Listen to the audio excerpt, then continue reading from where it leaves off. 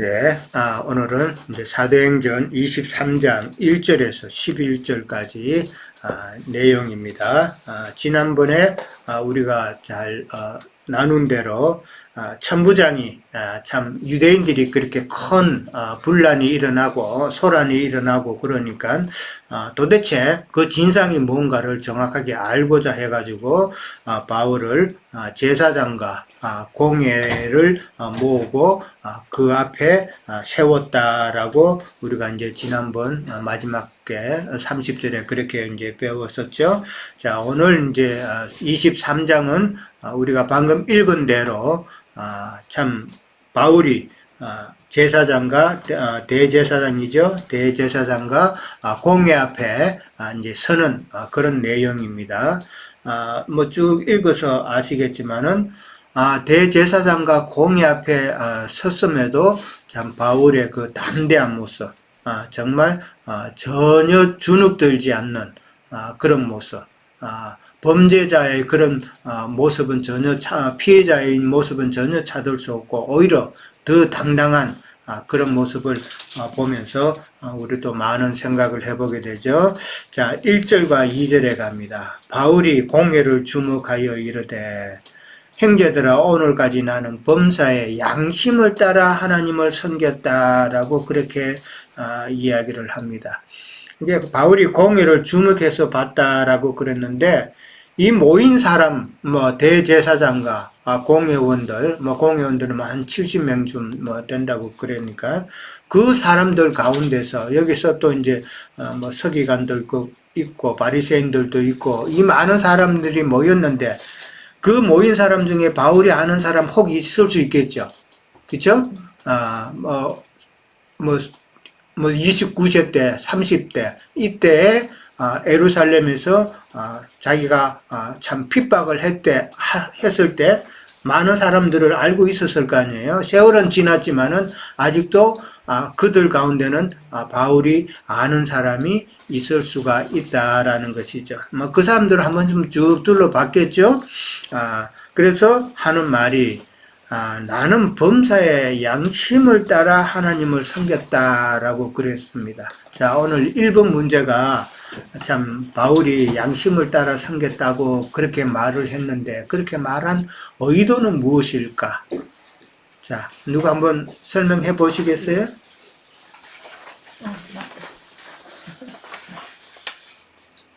왜 양심을 따라 섬겼다고 했을까? 예, 준호 형제님? 네, 제가 짧게 나누도록 예. 하겠습니다. 사실 이제 이 질문 첫 번째 보고 도대체 유영재님의 의도가 뭘까 막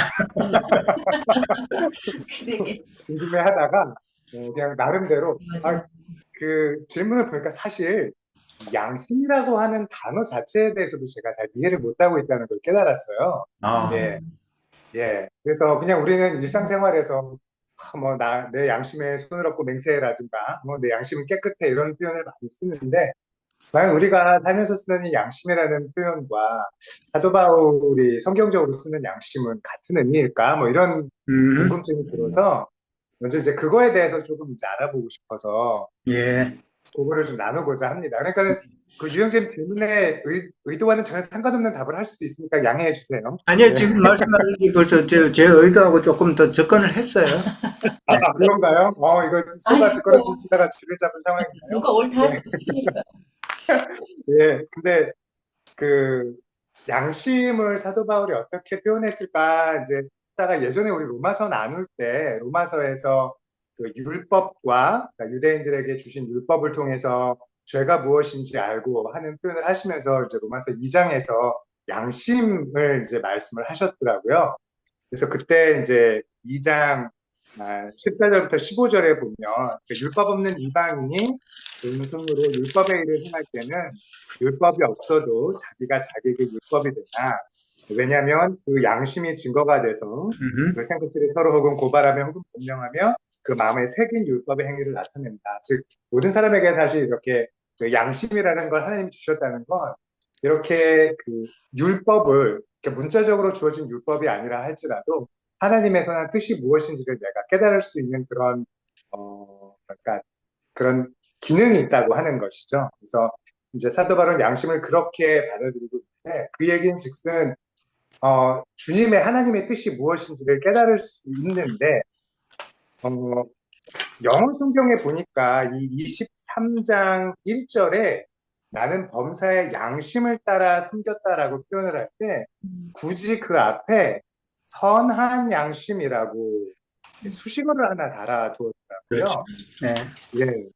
그래서 그러네. 그럼 우리는 양심이라고 하면 다 좋은 거라고 생각하지만 성경에서는 분명 선한 양심과 악한 양심에 대해서도 그러면 언급을 하고 있구나라는 생각이 들어서 그래서 이제 악한 양심은 뭔가 이렇게 좀 찾아봤어요. 근데 그 단어를 정확하게 쓴 부분이 우리가 예전에 나왔던 히브리서에 이제 있더라고요. 그래서 히브리서에서 예수님의 그 보혈로 우리를 구원하시는 그 능력으로 우리의 악한 양심의 핏부림을 받았다.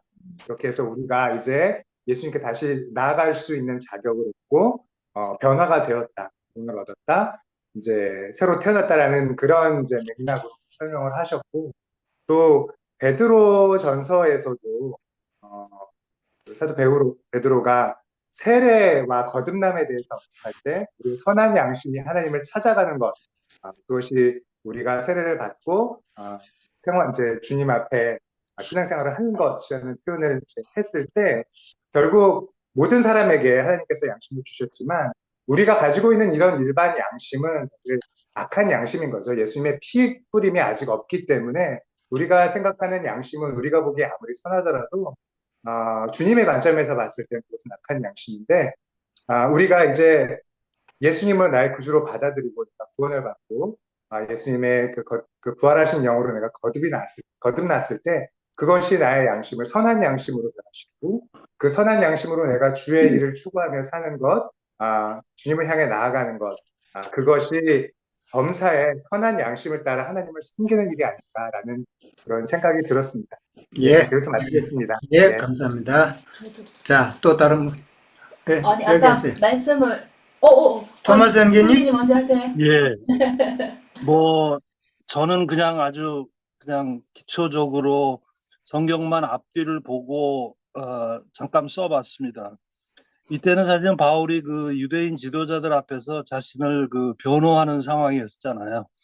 그 진술이 그 자신이 하나님에 대한 충성심을 유지해 왔음을 보여주고 있다고 이제 강변하면서 이는 사실은 바울이 그의 삶에서 하나님을 중심으로 살아왔고 그리고 그의 행동과 결정에 있어서 항상 하나님의 뜻을 따르려고 노력했다는 것을 나타내는 것으로서 바울의 이러한 고백은 하나님과의 관계에 있어서 정직하고 성실하게 살아왔다는 것을 보여준다고 저는 앞뒤로 읽어보니까 이런 거는 성경에 다 나와 있더라고요. 그래서 저는 그렇게 문제를 봤습니다.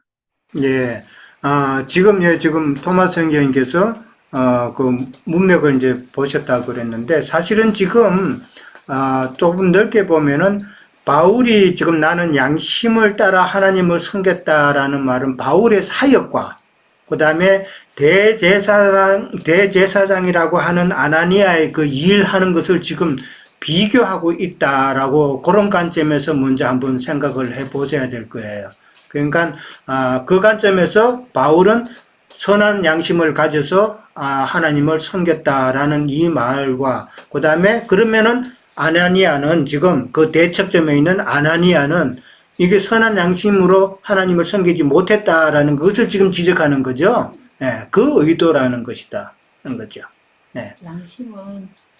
양심은 그 우리가 알기로는 그 우리 안에 이제 마음도 있고 양심이 있으면 양심은 그 사람 안에 그 깊숙한 어떤 그런 영적인 부분을 얘기한다고 그쵸? 보거든요. 예, 영적인 부분을 얘기하기 때문에 이렇게 이 사도 바울이 이렇게 다 찾아보니까 그 선한 양심, 뭐 양심의 정언, 또 청결한 양심, 그 양심 앞에서 이란 말을 굉장히 담대하게 얘기를 하시는 거를 보고 저는 그렇게 느껴졌어요. 그러니까 영의 구속함을 받은 온전한 자라는 것이 그 바울의 심령 안에 계시는 성령께서 하시는 말씀을 강조하는 그런 의미가 아닌가 이런 생각을 음흠. 해봤거든요. 왜냐하면 히브리서 13장에 있는 거기 여러 가지 찾아봤는데 거기에서 보면 자기는 선한 양심이 있는 줄을 확신하노라 이런 말이 자기가 선하다는 것이 아니라 내 안에 주님의 그러니까 그 영께서 함께 하시는 그 확신, 그 내가 하는 것이 아니라 내 안에 주님이 하시는 것에 나는 순종하는 마음으로 그 진리 안에 온전하게 행했다는 그 말씀이 포함되어 있지 않을까. 그렇기 때문에 그런 말씀을 하실 때 굉장히 담대하게 얘기해요. 그러니까 우리가 보통 사람으로서 내가 굉장히 양심이 청결하다, 양심이 깨끗하다 이렇게 말하기는 참 굉장히 그 겸손하지 않는 말로 들을 수 있잖아요. 근데 사도 바울 형제님은 거기에 대해서 굉장히 담대하게 얘기하는 것 자체가 나는 내 뜻 안에서 내 주장대로 가는 것이 아니라 내 안에 계신 양심, 그러니까 선한 양심, 그 영의 부분, 그 영께서 하시는 대로 하는 거를 말씀하시지 않았을까. 그 여기도 아나니아는 사실 뭐 그러니까 세상 대제사장이지만 이 사람은 진짜 양심이 청결함을 받지 못했을 거 아니에요. 그러니까 그런 어떤 부분을 알고 이렇게 담대하게 얘기하지 않았을까 저는 그렇게 봤어요. 그러니까 진리의 부분에서 그러니까 성령 선한 양심이라는 것과 그다음에 뭐 잘못된 그러니까 부정한 양심, 그다음에 어떤 면은 그 잘못된 그 악한 양심이라고 그랬죠. 그 악한 양심이라는 것은 결국은 죽은 양심을 두고 하는 말이죠. 죽은 양심이고 신앙 양심이라는 거는 이제 그 죽었던, 사실은 우리가 다 죽었던 양심들이잖아요. 예수 믿기 전에는. 그러나 진리로 인해서 우리의 양심이 살았단 말이에요. 그 산 양심, 그게 이제 신앙 양심이고, 그 다음에 이제 디모데 전서에도 나오고 디모데 후서에도 나오는 그 선한 양심, 그 청결한 양심이라는 단어가 이제 나오죠. 그러니까 이 양심이라는 것은 우리가 이제 뭐 먼저 딱 떠오르는 그 세상적인 도덕적인 그런 양심은 아니다. 신앙 양심을 두고 하는 것이고, 그 다음에 이 바울이 나는 양심을 따라 하나님을 섬겼다고 이런 말이 다른 데도 많이 나와요. 사도행전 24장 16절에도 보면은 바울은 하나님과 사람에 대해서 양심에 끄리낌 없기를 늘 바랐다라고 힘썼다라고 그렇게 이야기를 합니다. 그리고 로마서 13장 3절에서도 보면은 다스리는 자는 양심을 따라 하라라고 그렇게 말을 합니다. 이게 다스린다라는 이 말은 말씀을 전한다고 하는 자들을 두고 하는 말이에요. 그렇잖아요. 그러니까 말씀을 전한다고 하는 자들이 참 양심을 따라 해야 된다는 말인데, 지금 바울은 그런 양심을 따라서 참 했는데, 헌신했는데, 대제사장 아나니아는 지금 그렇게 하지 못했다라는 것을 지금 둘러서 지금 표현하는 이야기단 말이에요. 그러니까 대제사장이 그 말 뜻을 알고 그 다음에 가면은 뭐라 그래요? 바울 곁에 선 자들에게 가서 그 입을 치라고 말한 거다라는 것이죠. 그렇게 연결해서 이해를 해야 됩니다. 그러니까 디모데전서 1장 5절하고 그 다음에 디모데 후서 1장 3절에 가면은 선한 양심, 청결한 양심이라는 말을 그렇게 강조를 했는데, 우리가 잘 알듯이 바울은 디모데에게 편지를 썼는데 그 편지를 두고 우리는 일반적으로는 목회 서신이라고 그래요. 목회하는데 어떻게 목회를 할 것인가를 디모데에게 지금 가르치는 내용이단 말이에요. 그러니까 이 말은 오늘날로 말하자면은 목사님들은 어떤 양심을 가지고 신앙하는 자들을 지도해야 되는가, 그거를 우리는 또 생각해 볼 수 있다는 것이죠. 그러니까 바울이 나는 선한 양심을 가졌다라는 것과 대제사장은 너는 악한 양심이다라고 그렇게 비꼬아서 이야기한다는 것은, 악한 양심이라는 건 뭐예요? 그 사람들은 탐심이 가득하다는 거예요. 탐심이. 탐심이 그 속에 가득해서 많은 자기를 따르는 자들을 어떻게 하면은 그들로 통해서 자기가 이익을 원할까? 이거를 지금 이야기하고 있다는 거예요. 그러니까 바울은 많은 사람이 자기를 따르면서 그렇게 했지만은 그들로 통해서 어떤 이익을 얻고자 한 것이 아니라 그들을, 자기가 받은 계시를 그들에게 늘 공급해 주기를 원하는 그런 헌신된 마음, 그것이 바울의 양심이었다는 것이죠. 그런데 대제사장은 많은 사람을 자기를 따르게 함으로써 그들로 통해서 자기의 원함을 이루는 그런 악한 양심이다라는 것을 지금 지적하는 거예요. 그런 악한 양심이 지금 누구냐라는 것이죠. 세상 교계에 많은 사람들이, 참 많은 목회자들이 교인 수 늘리려고 그렇게 애를 쓰잖아요. 그거 왜 그래요?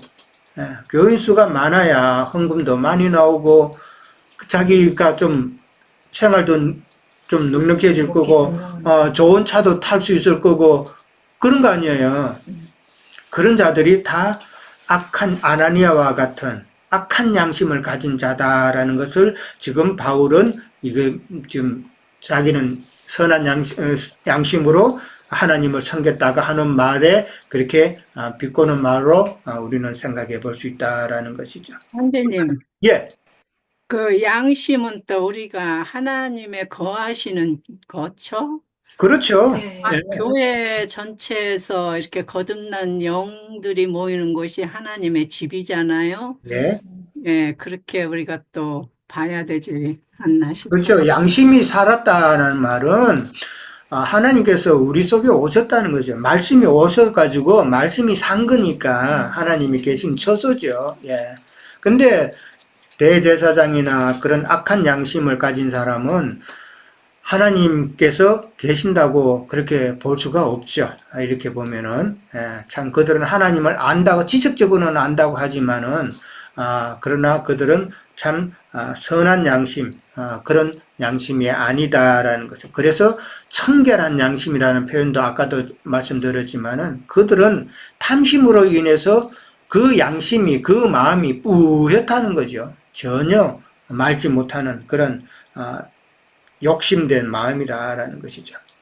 그러니까 바울은 자신은 선한 양심으로 했지만은 대제사장 아나니아는 악한 그런 양심으로 지내왔다라는 것을 비꼬는 건데 자기의 지위와 인기와 돈만을 추구하고 참 오늘날 대한민국에 참 어려운 형편이 됐는데 결국은 자기 욕심 때문에 그런 거잖아요.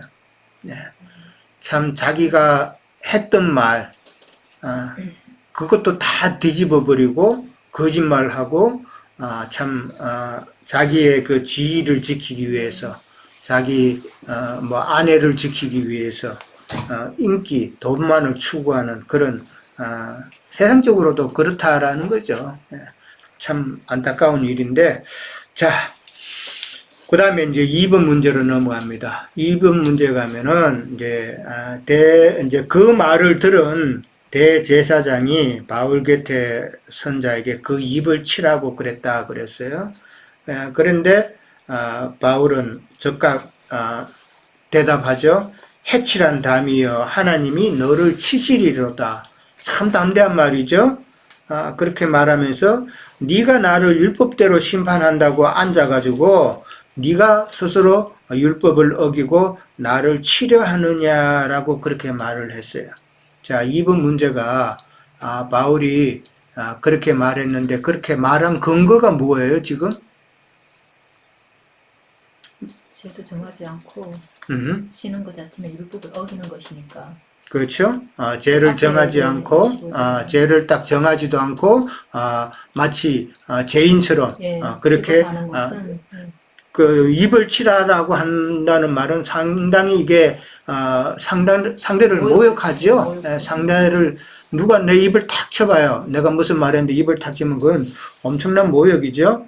지금 대제사장이 지금 바울에게 그렇게 했다라는 것이죠. 그러니까 사실은 그렇게 말함으로써 바울이 말한 그 양심에 비해서 자기 양심을 봤다는 이야기 아니에요, 그렇죠? 자기 양심을 보니까 자기를 두고 하는 말이라는 것을 뭐 도둑이 뭐 제발 뭐 소떡 보고 놀란다는 것처럼 뭐 그렇게 그런 상황이죠. 도둑이 제발 지린다는 말 그런 상황인데 지금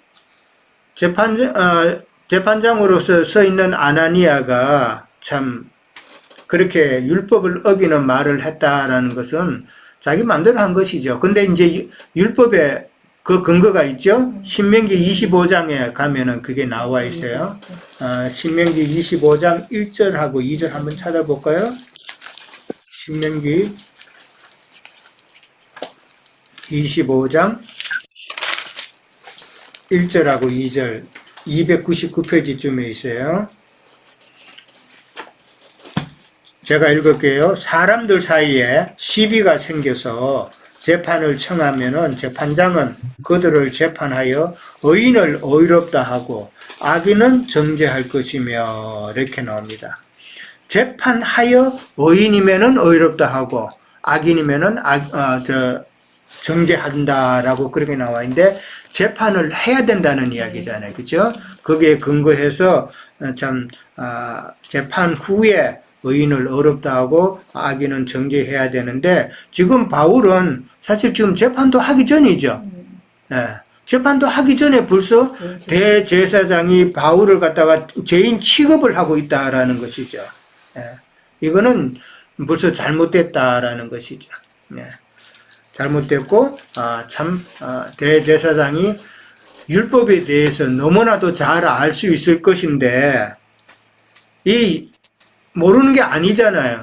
그런데도 이렇게 했다라는 것은 종교 권세자들이나 세상 정치의 꼭대기에 있는 자들은 항상 법 위에 있다라고 그렇게 본다는 것이죠. 지금 한국의 대통령이 지금 법 위에 있잖아요. 자기가 검찰총장 할 때는 그 박근혜 대통령 그 탄핵하고 그 다음에 노무현 대통령 탄핵하고 이럴 때는 그 사람은 검찰에 있어서 자기가 다 그거 진디주의 했던 사람이에요. 그런데 자기 손으로 두 대통령을 그렇게 탄핵하고 나니까 이 사람은 자기는 대통령보다 더 위에 있는 사람이라고 생각 안 들겠어요? 탄핵을 자기 손으로 지켰는데. 예. 그러니까 이 사람은 자기가 법 위에 있는 거예요. 그래서 지금 저렇게 하는 거예요. 정당한 헌법에서 헌법에 의해서 청구를 하는데 그 체포를 하는데도 그걸 다 무시해버리고 그렇게 하는 건 자기가 법 위에 있다. 마찬가지다라는 거야. 종교 권세자들도 그렇고 그 다음에 세상 권세자들도 항상 법 위에 있는 자들이다. 지금 대제사장도 율법을 지금 어기면서 법 위에서 자기의 감정대로 자기의 뜻대로 지금 바울을 치게 하잖아요. 이런 모습을 보면은 참 안타깝죠. 예수님도 참 요한복음 18장에 보면은 대제사장 그 안나스 앞에 섰을 때에 그래요? 한번 볼까요? 요한복음 18장 19절 저도 지금 그거 지금 요한복음 18장 한번 찾아봅시다. 예수님께서 바울과 같이 그렇게 침을 당하는 그 내용이에요. 요한복음 18장 몇 절부터 19절부터 읽게요. 대제사장이 예수에게 그의 제자들과 그의 교훈에 대하여 물으니 예수께서 대답하시되 내가 드러내놓고 세상에 말하였노라. 그러니까 예수님이 드러놓고 얘기했는데 지금 물으니까 이렇게 대답하는 거죠. 모든 유대인들이 모이는 회당과 성전에서 항상 가르쳤고 엄밀하게는 아무것도 말하지 아니하였거늘 어찌하여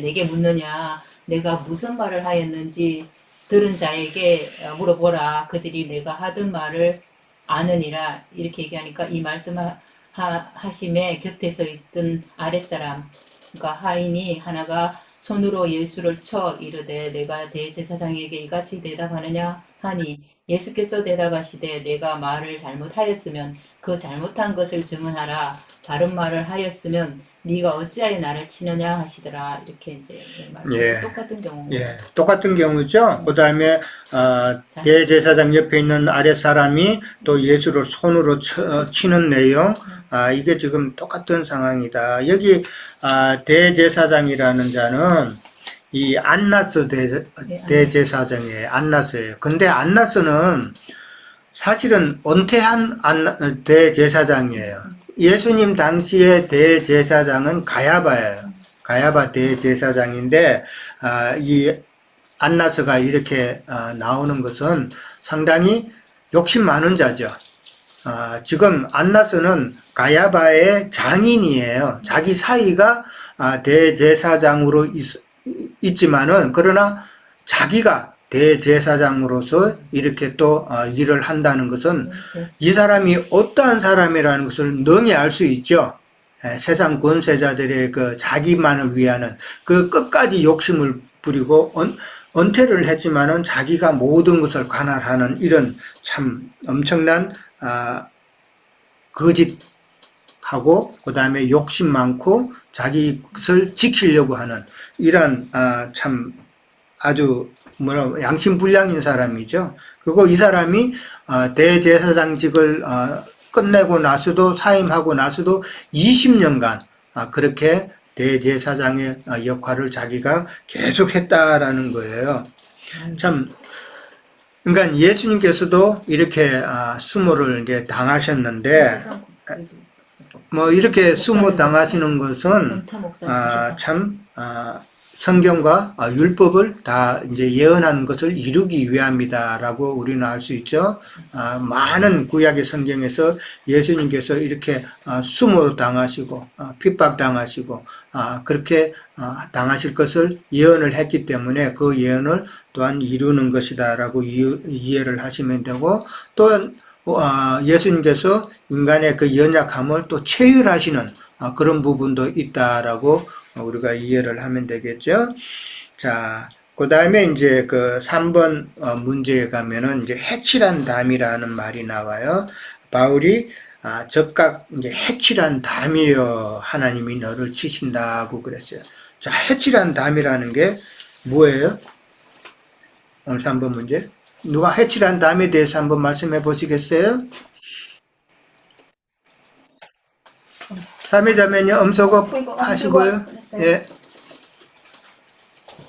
형제님 그 말씀이 마태복음 23장에서 나오는데 한번 그렇죠? 읽어보세요. 예. 네. 23절, 25절, 28절.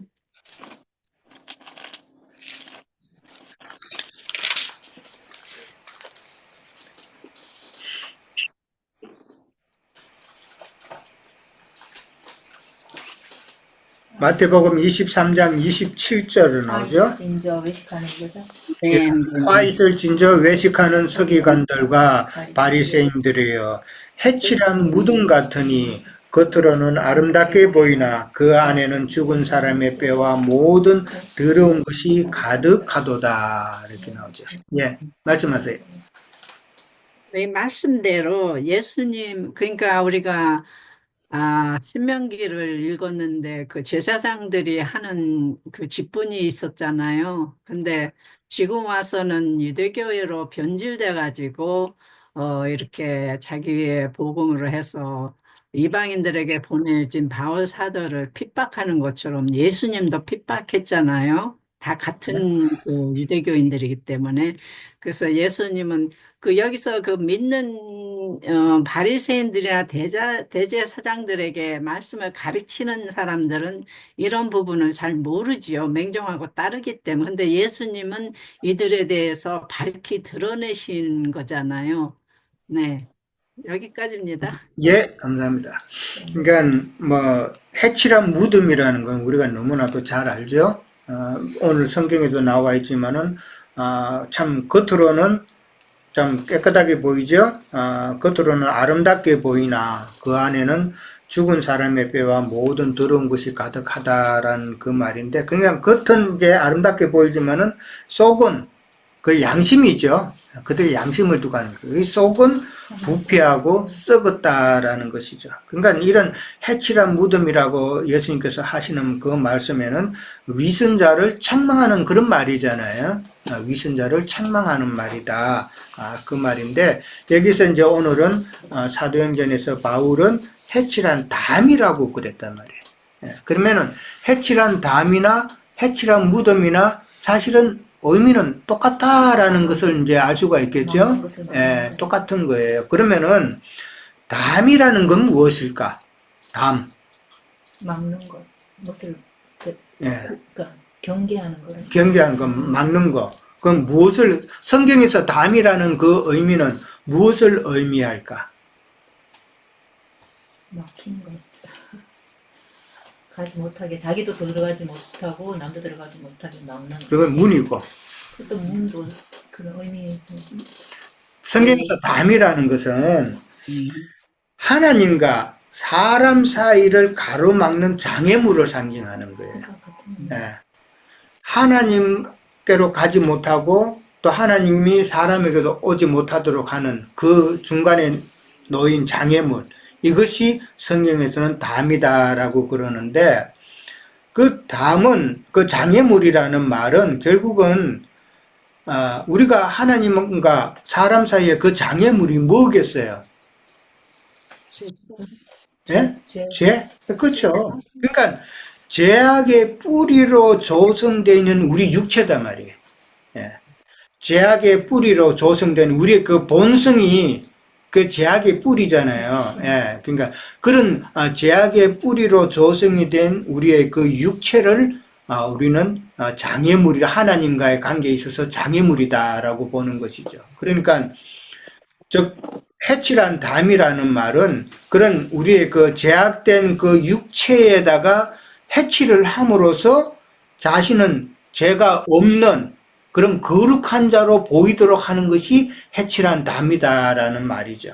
그러니까 뭐 해칠한 무덤과 비슷한 그런 사실 내용적으로는 같은 내용이죠.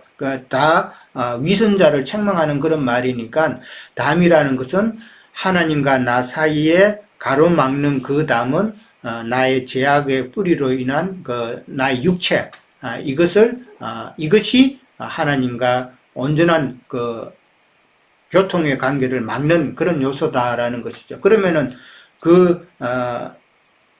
그것을 없애버려야 되잖아요. 없애버려야 되는데 어떻게 없애버려야 돼요?